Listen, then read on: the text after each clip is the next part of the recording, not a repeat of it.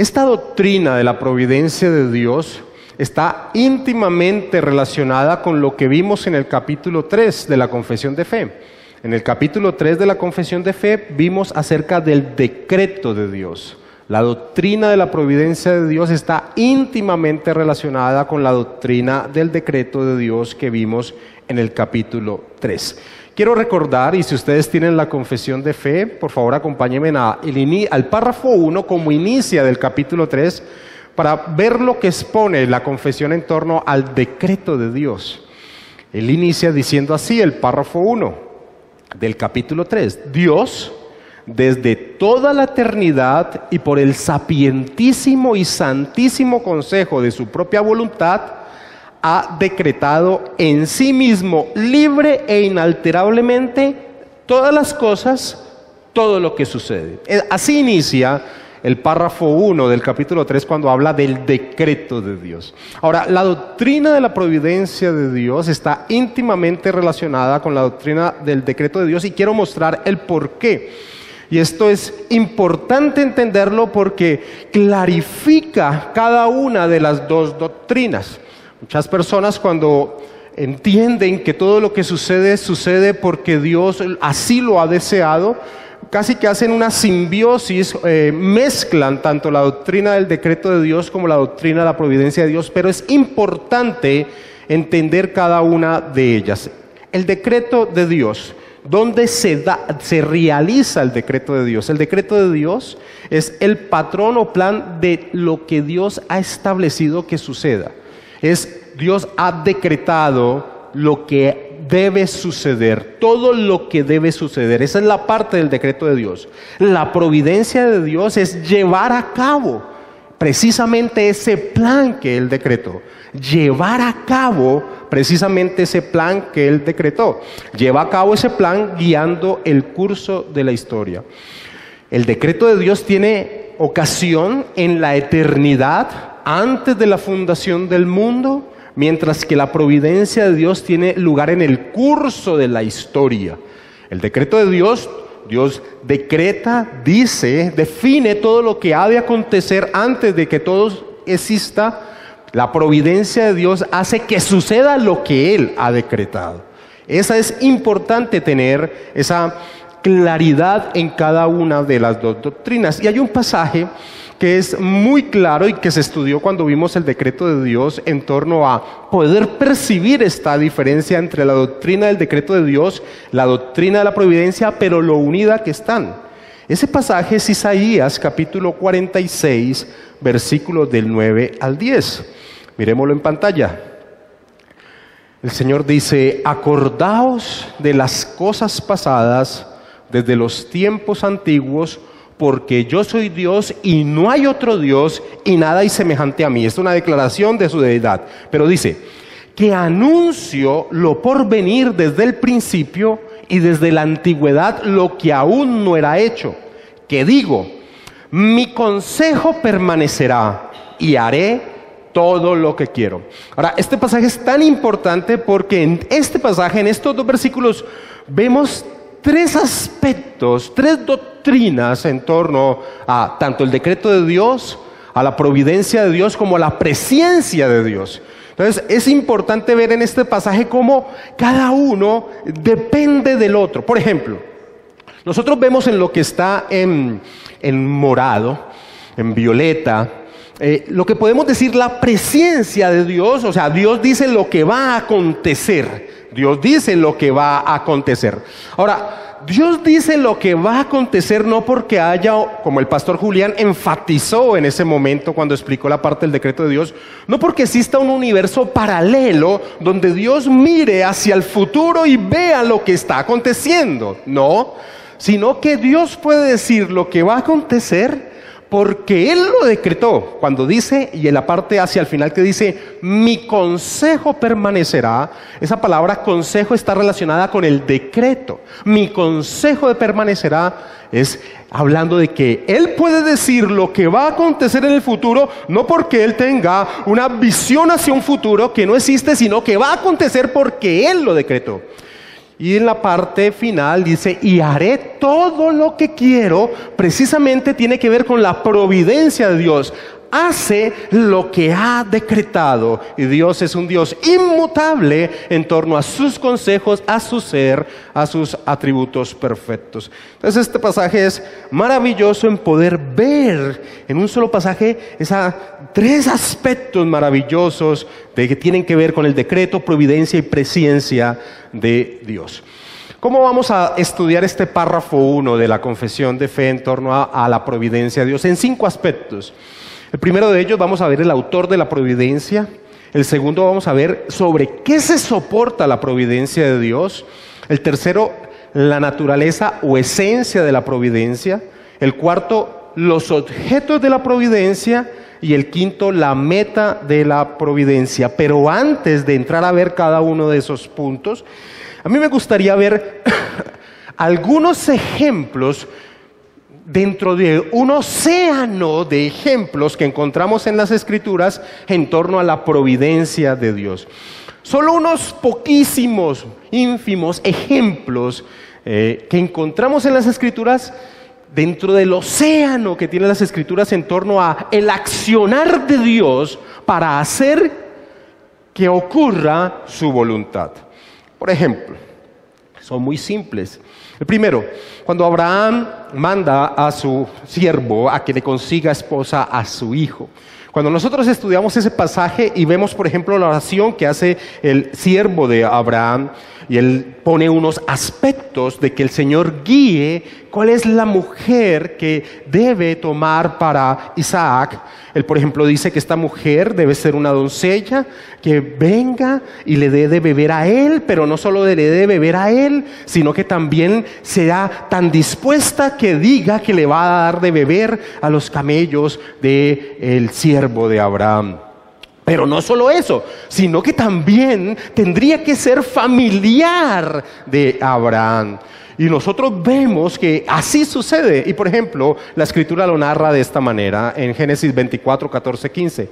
Sea pues que la doncella a quien yo dijere, baja tu cántaro, te ruego para que yo beba, y ella respondiere, bebe, y también daré de beber a tus camellos, que sea esta la que tú has destinado para tu siervo Isaac, y en esto conoceré que habrás hecho misericordia con mi Señor. Pero el versículo 15 dice, y aconteció que antes que él acabase de hablar, he aquí Rebeca, y empieza a narrar la historia. Dios actuando en medio de la historia para que se cumpla su voluntad. Otro caso que vemos muy claro dentro de este océano que nos presenta la Escritura es la historia de José, y esa sí es muy palpable. Cada vez que José está en cada uno de esos pasos que decimos, bueno, José llegó a este punto porque era un niño mimado, porque era aquel que llevaba las noticias a su padre, de sus hermanos, pues tuvo bien lo que recibió. Cada uno entró esos pasos, y después cuando es vendido a la casa de Potifar, y después cuando es enviado a la cárcel, la Escritura dice, y la mano de Dios estaba con José, y la mano de Dios estaba con José. Y al final de la historia vemos que José entiende en Génesis 50:20 diciendo que él sabía que Dios había movido cada uno de esos hilos para ponerlo en el lugar donde ahora él estaba. Dice John Flavel en su clásico libro El misterio de la providencia de Dios: en la historia de José hay 12 pasos de la providencia a través de los cuales llegó a ser primer ministro de Egipto. Si uno solo de ellos hubiera fallado, entonces la historia habría terminado en forma distinta. Ahora, otro ejemplo dentro de este océano de ejemplos de la mano de Dios interviniendo en la historia para que se cumpla su voluntad. Cuando uno llega al libro de Esther, una de las características que tiene el libro de Esther es que no se nombra a Dios por ninguna parte. Es más, esa fue una de las causas de que el libro de Esther casi que los judíos no lo incluyeran dentro de su canon. Pero cuando uno lee el libro de Esther, uno ve la mano de Dios en todo punto, en todo momento. La providencia de Dios está palpable en el libro de Esther en cada aspecto. Cuando, por ejemplo, Mardoqueo, su tío, se acerca a Esther y le dice, cuando Esther estaba como renuente a hacer lo que Mardoqueo le estaba diciendo, que hiciese el favor de su pueblo, Mardoqueo le dice, ¿y quién sabe si para esta hora habrás llegado tú al reino? O sea, claramente la mano de Dios llevándola a ese instante para poder favorecer a su pueblo. O cuando el rey Asuero estaba leyendo sin dormir, se le había ido el sueño y pide uno de los rollos de las crónicas del rey y precisamente cae y lee lo que Mardoqueo había dicho por él. Claramente la providencia de Dios en cada momento actuando en medio de ellos para hacer cumplir su voluntad. Pero podríamos salir de la Escritura y ver los ejemplos aún de la historia de la iglesia cristiana y ver a un hombre como Agustín, un hombre altamente libertino, luchando con su decisión de vivir una vida santa para Dios. Agustín oraba: Dios, hazme un santo, pero todavía no tan pronto. Y en medio de esa lucha que él tenía en Milán, después de salir de escuchar a Ambrosio de Milán, y en esa lucha que tiene, escucha a un niño que canta al lado del jardín, toma y lee, y toma una escritura y abre en Romanos capítulo 13, versículo 13 al 14, que dice: andemos como de día honestamente, no en glotonerías y borracheras, no en lujurias y lascivias, no en contiendas y envidias, sino vestidos del Señor Jesucristo y no proveáis para los deseos de la carne. Ese fue el punto de inflexión en cual Agustín totalmente vivió para el Señor, y la iglesia recibió tal vez al teólogo más influyente en su historia. Pero si uno quiere ver la mano providente de Dios en la historia, claramente se ve en la persona del Señor Jesucristo. Es impresionante ver todos los aspectos que se profetizaron en torno a la persona del Señor Jesucristo que se cumplieron. Impresionante, pero más impresionante es ver cómo se cumplió cada aspecto profetizado en la cruz del Señor Jesucristo. El mismo apóstol Pedro en su predicación después del día de Pentecostés dice: a hablando de Cristo, entregado por el determinado consejo y anticipado conocimiento de Dios, ese es el decreto divino, prendisteis y matasteis por manos de inicuos crucificándole. Se cumplió lo que él decretó, mostrando la providencia de Dios. John Flavel dice lo siguiente: en la misma forma que un artesano toma un trozo de madera rústica y la convierte en una obra de arte, de igual manera las manos más dotadas usan las herramientas en el taller de la providencia.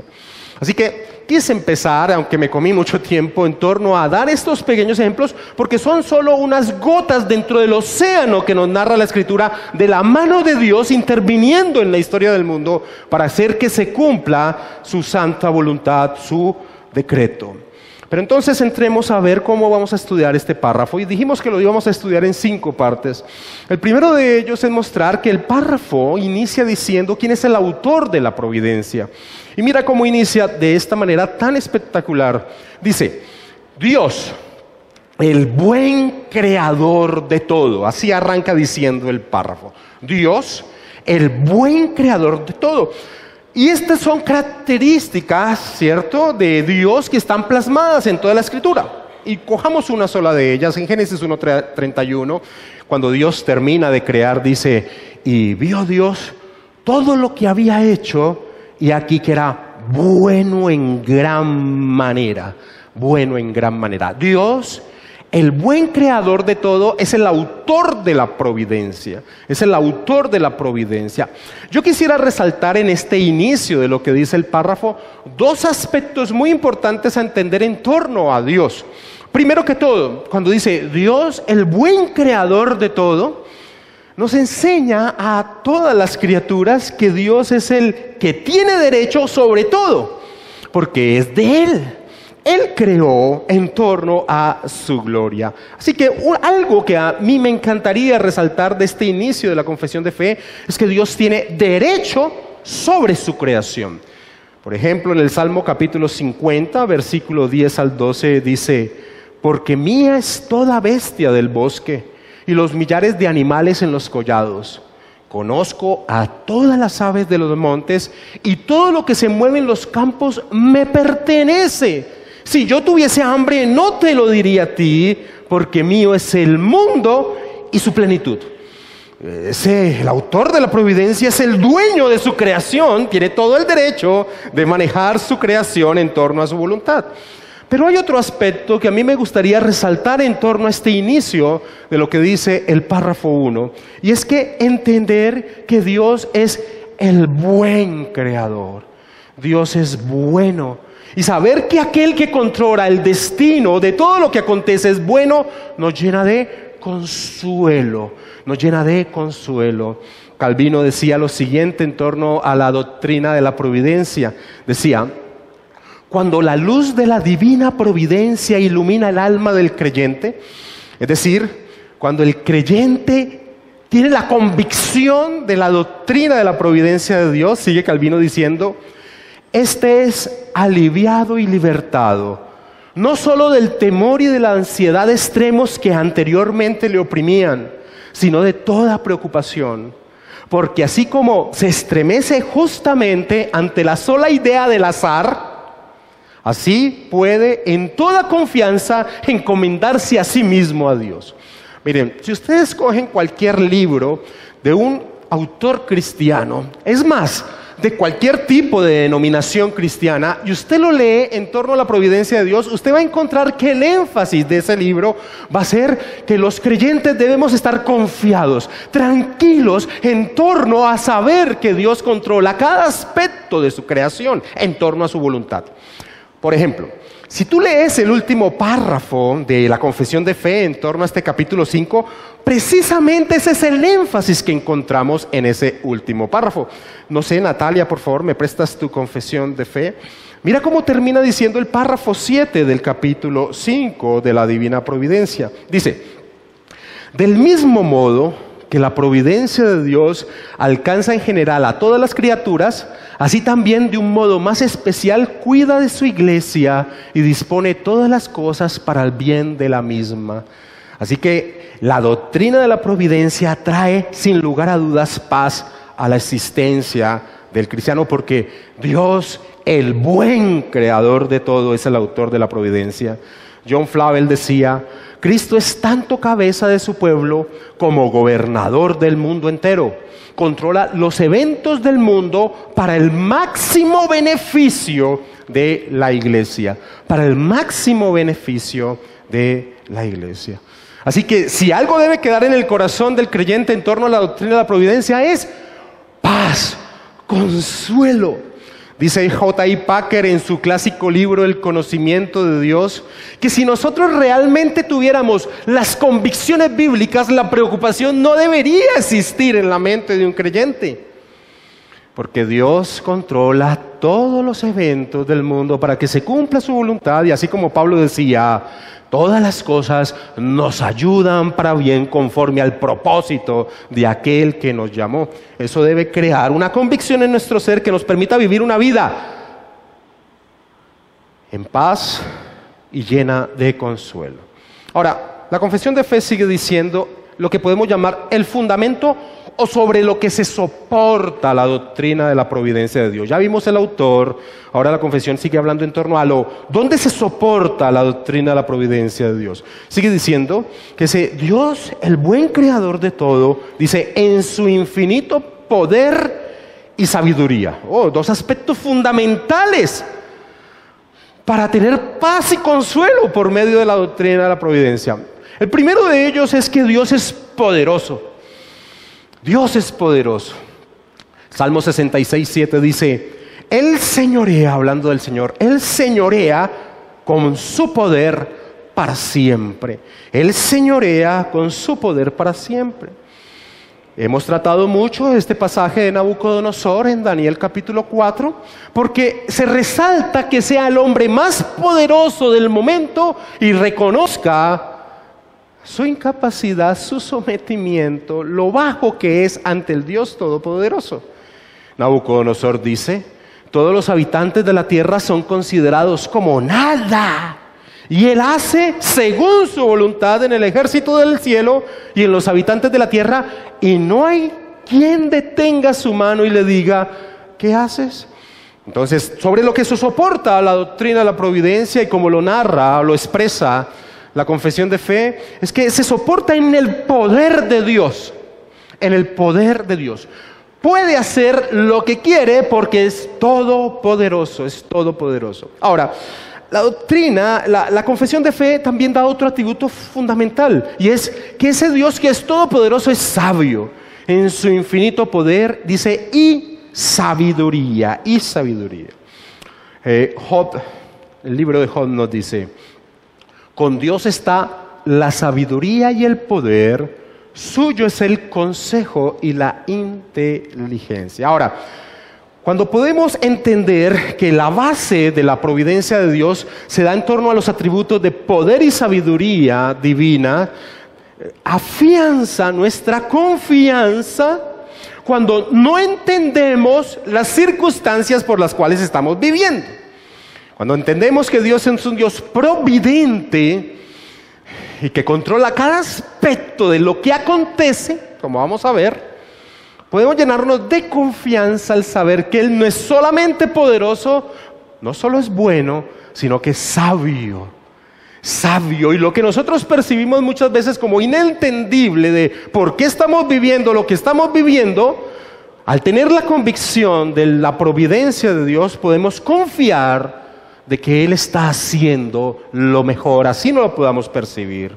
El clásico pasaje de Isaías 55:9 en torno a este aspecto: como son más altos los cielos que la tierra, así son mis caminos más altos que vuestros caminos, y mis pensamientos más que vuestros pensamientos.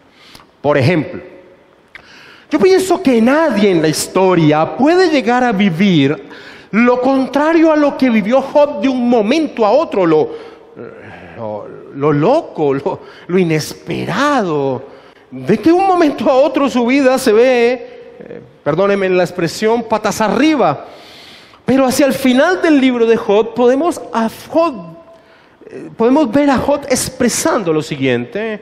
En Job 42, de 2 al 3, dice: yo conozco que todo lo puedes y que no hay pensamiento que se esconda de ti. Por tanto, yo hablaba lo que no entendía, cosas demasiado maravillosas para mí que yo no comprendía. Pero Job ahora entiende que lo que sucedió no estaba fuera de la mano de Dios, que Dios tenía un propósito, por más que él no pudiese llegar a entender por qué estaba aconteciendo lo que estaba aconteciendo. Así que tener la convicción de que aquel que dirige los destinos del universo entero es bueno, es poderoso y es sabio, nos permiten tener confianza y nos ayuda a pasar ese momento difícil que posiblemente estemos viviendo. John Flavel una vez más dice lo siguiente: en ocasiones los hechos providenciales, al igual que las letras del alfabeto hebreo, deben leerse en el sentido contrario. O sea, en la expresión que muchas veces no podemos llegar a entender exactamente, pero debemos confiar en la providencia de Dios. Así que hemos visto el autor de la providencia, la base de la providencia, y entramos a un tercer aspecto que tal vez es el central, si pudiésemos decirlo así, dentro de este párrafo 1, y es la naturaleza o la esencia de la providencia.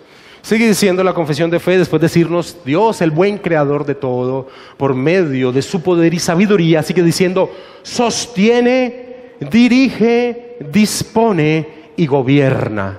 Sostiene, dirige, dispone y gobierna. Ahora, para los que están en el seminario teológico y ya han pasado en torno a la doctrina de Dios, estas palabras deben entender que en la teología sistemática clásica se llama preservación, concurrencia y gobierno. Esto que expresa la confesión de fe aquí de sostiene, dirige, dispone y gobierna, es lo que en la teología sistemática se conoce como la preservación, concurrencia y gobierno, que es esos tres aspectos de la providencia divina. Vamos rápidamente, y no es la intención de la confesión de fe o de la exposición de la confesión de fe repetir una clase de teología sistemática, pero sí vamos a ver cada uno de ellas rápidamente a qué hace referencia. Cuando la confesión de fe dice sostiene, cuando en la teología sistemática se dice que Dios en su providencia preserva, lo que quiere decir es que Dios hace que todas las cosas creadas sigan existiendo y que mantengan, y esta parte es importante, y que mantengan las propiedades con las que las creó. Nosotros vimos, y también vimos dentro de esta confesión de fe, la exposición de la confesión de fe, que Dios es el único ser con existencia propia, lo que conocimos como la independencia de Dios o la aceidad de Dios. Dios es el único ser en el universo que tiene vida en sí mismo, que tiene existencia propia. Lo demás, todo lo que existe depende de que Dios mantenga la existencia y las propiedades que tiene cada una de ellas.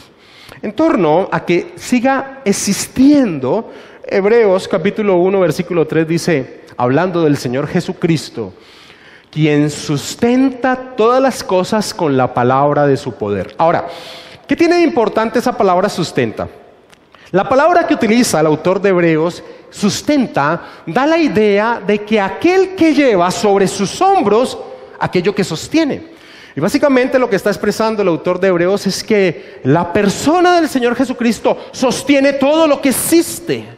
Sostiene todo lo que existe con el poder de su palabra. Es una muestra de la deidad de nuestro Señor Jesucristo. Pero el énfasis en torno a la doctrina de la providencia es que todo sigue existiendo porque Dios le da la capacidad de seguir existiendo. Ahora el apóstol Pablo en Colosenses 1:17 dice, hablando del Señor Jesucristo, y Él es antes de todas las cosas y todas las cosas en Él subsisten. Todas las cosas en Él subsisten. Ahora, yo te aseguro que cuando yo te estoy diciendo esto, tú estás pensando en los seres vivos. Pero esto va más allá. Piensa en una roca. Piensa en el mar, piensa en cualquier parte de la creación. Siguen teniendo las propiedades que tienen porque Dios les da la capacidad de seguirlas teniendo. De una forma u otra, el Salmo capítulo 104 nos permite visualizar en una forma poética esta verdad. El salmista dice, hablando de las criaturas de Dios, les das, recogen, abres tu mano, se sacian de bien, escondes tu rostro, se turban, les quitas el hálito, dejan de ser y vuelven al polvo. Cuando en el mundo occidental se inicia el estudio, la época científica, ¿cómo se llama? La época industrial de investigación, el mundo occidental toma la delantera. Por eso nosotros vemos al mundo entero y decimos, bueno, ¿quién tomó de la delantera en la historia en torno a la parte científica? El mundo occidental. ¿Por qué? ¿Por qué? Porque los hombres cristianos del mundo occidental confiaban que Dios iba a mantener las propiedades de aquello que investigaban. Y dentro del método científico, una de las partes importantes es la observación, porque se confiaba que aquello que yo observo hoy y estudio va a mantenerse al día siguiente, y esto tiene que ver con la doctrina de la providencia de Dios en torno a su preservación. Francis Schaeffer, apologista del siglo pasado, decía lo siguiente: el apasionado investigador humano tenía una base sobre la cual continuar y desarrollarse, a saber, que el universo había sido creado por un Dios razonable. Los científicos, sobre una base cristiana, fueron capaces de desenvolverse con confianza. Esperaban así poder investigar sobre el universo mediante la observación y la experimentación. Sin esta base, la ciencia moderna occidental no hubiese nacido. Sin esta base, la ciencia china, coloca de ejemplo la ciencia china, aunque con promisorios comienzos, jamás obtuvo madurez.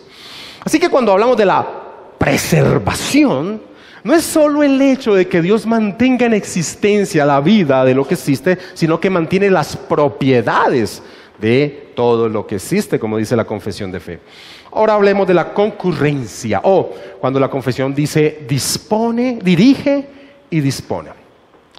Dios coopera con las cosas creadas en toda acción, dirigiendo sus propiedades distintivas para hacerlas que actúen como actúan.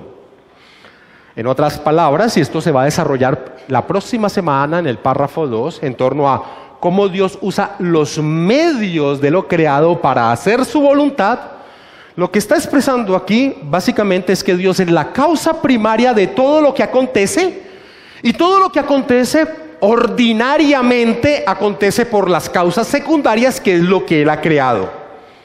Dios es la causa primaria de todo lo que acontece, y lo que acontece, escúchame, ordinariamente, comúnmente acontece por las causas secundarias, es decir, por la creación que Él ha hecho, plenamente causados por Dios y plenamente causados por la criatura.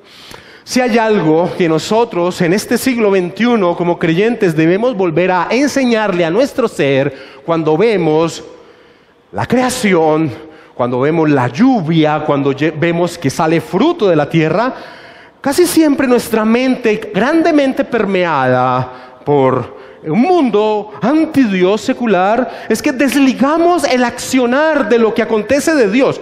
No pensamos naturalmente que está lloviendo porque es la voluntad de Dios que esté lloviendo. No pensamos naturalmente que surja fruto de la tierra porque es la voluntad de Dios que surja fruto de la tierra, sino que decimos, bueno, está lloviendo porque hubo una combinación de aire caliente, aire frío, se condensó el agua de la atmósfera, y entonces damos una explicación de las propiedades de lo que Dios creó. Pero no pensamos en torno a qué es la voluntad de Dios que acontezca, y la Escritura nos enseña a pensar de esa manera en torno a esta parte que tiene que ver con ello de la concurrencia. Por ejemplo, el Salmo 104, versículo 14 dice: Él hace, Dios, producir el heno para las bestias y la hierba para el servicio del hombre, sacando el pan de la tierra. Alguien podría decir, no, ¿cómo así que Él hace? No, eso es un proceso natural. No, la causa primaria es Dios, que utiliza las causas secundarias para hacer su voluntad. El Señor Jesucristo dice en Mateo 5:45, para que seáis hijos de vuestro Padre que está en los cielos, dice, que hace salir su sol sobre los malos y buenos, y que hace llover sobre justos e injustos. Esa es la verdad. Dios es la causa primaria. Y aún en torno a nuestra respuesta a la verdad de Dios, es Él quien hace en nuestro corazón para que tengamos esa capacidad. En Filipenses capítulo 2, versículo de 12 al 13, Pablo, exhortando a la iglesia a que se comporten como se debían comportar, principalmente en torno a la humildad, les dice: ocupaos, responsabilidad de la persona, en vuestra salvación con temor y temblor. Pero dice el por qué. ¿Por qué tienen esa capacidad? Porque Dios es el que en vosotros produce así el querer como el hacer por su buena voluntad. Así que es importante, y nos enseña la doctrina de la providencia de Dios, que aunque vemos que acontecen las cosas por las causas que llamamos naturales, la causa primaria siempre es Dios quien mantiene las propiedades, la existencia, y que hace que se realice su voluntad a través de lo que Él ha creado. El padre, o uno de los padres de la iglesia anglicana, Richard Hooker, decía lo siguiente: ¿quién es el guía de la naturaleza si no solo el Dios de la naturaleza? En Él vivimos, nos movemos y somos. Las cosas que decimos que la naturaleza hace son llevadas a cabo por la habilidad divina, utilizando la naturaleza como instrumento. No existe tal destreza ni conocimiento en la naturaleza misma, sino en aquel que es el guía de la obra de la naturaleza, decía Richard Hooker. Así que podemos ver en torno a dirige y hace que realicen las cosas según las propiedades que Él ha creado. Podemos ver preservación, podemos ver concurrencia, pero también podemos ver gobierno, dice la confesión de fe. Y gobierno es el hecho lógico de que si es el creador y tiene un propósito, Dios tiene un propósito en todo lo que hace en el mundo, y providencialmente gobierna todas las cosas a fin de que cumplan sus propósitos. Un creador crea algo con un propósito. No existe alguien que crea algo. Por ejemplo, nosotros que manipulamos la materia y creamos cosas, lo creamos con un propósito. Pues el creador tiene un propósito y gobierna para que se cumpla ese propósito, porque tiene el poder, la sabiduría para poder realizarlo. El apóstol Pablo en Efesios 1:21, ustedes conocen que el capítulo 1 de Efesios es un capítulo extraordinario. Pablo nos permite ingresar antes de la fundación del mundo, en la eternidad. Corre un velo y nos presenta lo que aconteció. El apóstol Pablo dice, hablando de Dios, conforme al propósito, hablando del plan eterno, conforme al propósito del que hace todas las cosas. Y Pablo utiliza esa palabra griega panta para incluir a todo, conforme al propósito del que hace todas las cosas según el designio de su voluntad. Es un Dios que gobierna, que gobierna.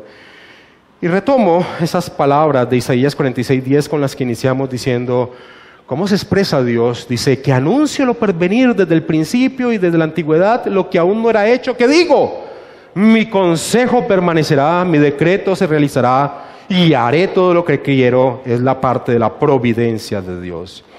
Calvino decía, ténganse en primer lugar por seguro que cuando se habla de la providencia de Dios, esta palabra no significa, como muchas personas conciben a Dios, que Dios está ocioso y considera desde el cielo lo que sucede en el mundo. Eso se llama deísmo. Eso se llama un Dios que creó y se desentendió de la creación. Ese no es el Dios de las Escrituras. Sigue diciendo Calvino, sino que es más bien como el piloto de una nave, un barco en esa época, que gobierna el timón para ordenar cuánto se ha de hacer. ¿Cuánto se ha de hacer? Dios gobierna. Así que esta es como la esencia, esta parte que estudiamos ahora, la esencia de la providencia.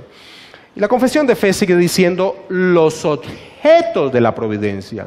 ¿Sobre qué recae la providencia de Dios? Pues la confesión dice literalmente que esa providencia de Dios recae a todas las criaturas y cosas, o sea, todo lo que existe, desde la mayor hasta la más pequeña, por su sapientísima y santísima providencia.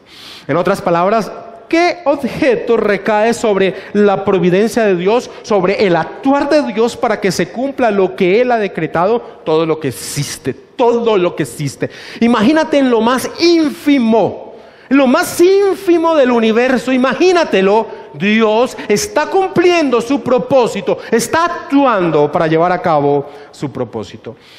Podemos entenderlo en las Escrituras con esta expresión del Señor Jesucristo, que precisamente, mira lo maravilloso de la Escritura, tenía el propósito de que los apóstoles tuvieran confianza de lo que les iba a acontecer, por más de que lo que les aconteciese fuese duro. Porque Dios tiene control de todo. Lo que les iba a acontecer a los apóstoles no iba a ser algo al destino o al azar, sino que Dios estaba dirigiendo todo. En Mateo capítulo 10, que encontramos en la narración de Mateo la elección de los 12, el Señor, en torno a lo que podían vivir duro, les dice, para consolarlos, ¿no se venden 2 pajarillos por un cuarto? Mira, el pajarillo más insignificante, más pequeño, que se compra por la moneda más ínfima que existía en esa época, dice, ¿no se venden 2 pajarillos por un cuarto? Con todo, ni uno de ellos cae en tierra sin vuestro Padre. Permítame parafrasearlo. Aún el pajarillo más ínfimo no muere sin la voluntad de Dios, sin que Dios esté controlando ese momento. Y sigue diciendo, pues aún vuestros cabellos están todos contados. Dios es providente en todo objeto de la creación, desde el más pequeño, ínfimo, hasta lo más grande. Y podemos entender esa parte de lo más grande en las palabras que le da el apóstol Pablo a los filósofos de Atenas. Pablo les dice, hablando del Dios creador y de una sangre, ha hecho todo linaje de los hombres para que habiten sobre toda la faz de la tierra. Pero les dice, y les ha prefijado el orden de los tiempos y los límites de su habitación. Las naciones enteras no están al arbitrio de su sabiduría, sino que están cumpliendo el propósito que Dios tiene, y Él les ha fijado su amplitud, su extensión y su duración. Ese es el Dios providente, y los objetos de su providencia son las criaturas más pequeñas y todas las cosas que existen, las cosas grandes y pequeñas, todo lo que existe en la creación. Y terminamos para cumplir cabalmente el tiempo con la meta de la providencia. La meta, ¿cuál es el objetivo de la providencia? Ahora, cuando uno ha estudiado la Escritura, uno rápidamente cuando dicen, ¿cuál es la meta de la providencia? Uno ya la tiene la respuesta. ¿Cuál es la meta de todo lo que existe? ¿Hacia dónde dirige todo Dios, todo lo que existe? ¿Cuál es el objetivo? ¿Para qué? Para su gloria. Para su gloria, y la confesión no podría terminar sino exponiendo de esta manera. Dice, con el fin para el cual fueron creadas, según su presencia infalible y el libre e inmutable consejo de su propia voluntad, para alabanza de la gloria de su sabiduría, poder, justicia, infinita bondad y misericordia.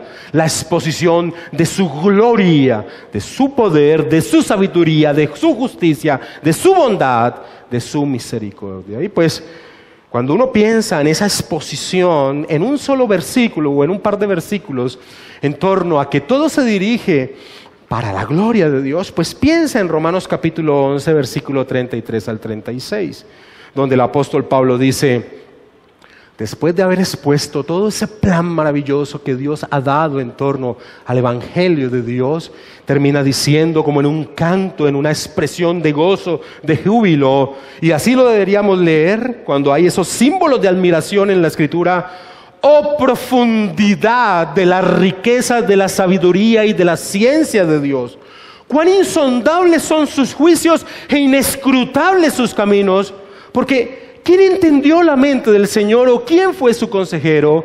¿O quién le dio a él primero para que le fuese recompensado? Porque de él y por él y para él son ¿qué? Todas las cosas, a él sea la gloria por los siglos. Amén.